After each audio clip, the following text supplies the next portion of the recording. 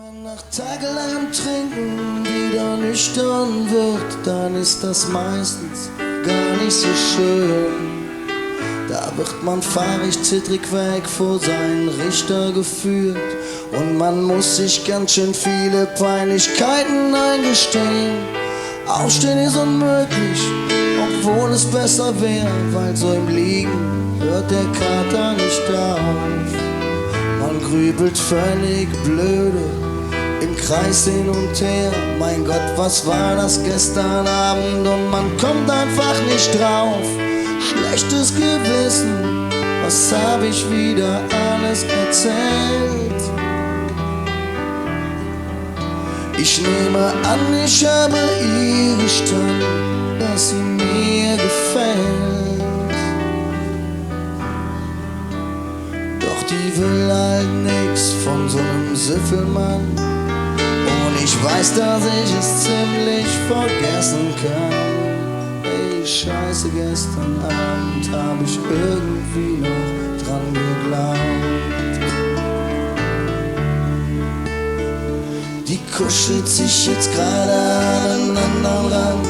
Und an den reich ich selbst, wenn ich mich auf den Kopf stell, nicht dran. Scheiße, gestern Abend hab ich irgendwie noch dran geglaubt. Vor mir liegt mal wieder ein endlos langer Tag. Wenn es einem schlecht geht, ist man meistens allein. Es gibt nur einen einzigen Menschen, den ich anrufen mag. Doch das gäbe ne Katastrophe, nee, das lass ich lieber sein.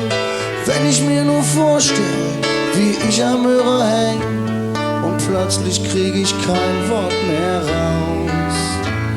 Der Mund ist ganz trocken und der Hals wird ganz eng. Da brauch ich vorher was zu trinken, nee, sonst halte ich das nicht aus.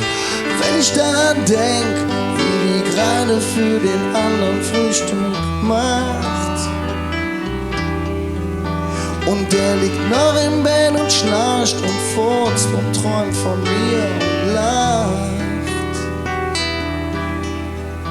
Hier der Gestank von kaltem Rauch, da der Duft von Kaffee. Manchmal tut das Leben ganz schön weh. Scheiße, gestern Abend hab ich irgendwie noch dran geglaubt. Die lutscht ihm gerade liebevoll den dicken Zeh. Und ich weiß nicht, ob ich sie je wiedersehe.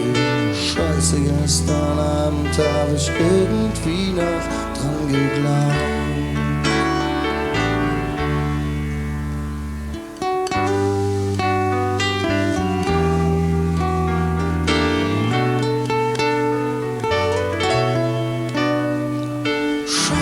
Gestern Abend hab ich irgendwie noch dran geglaubt.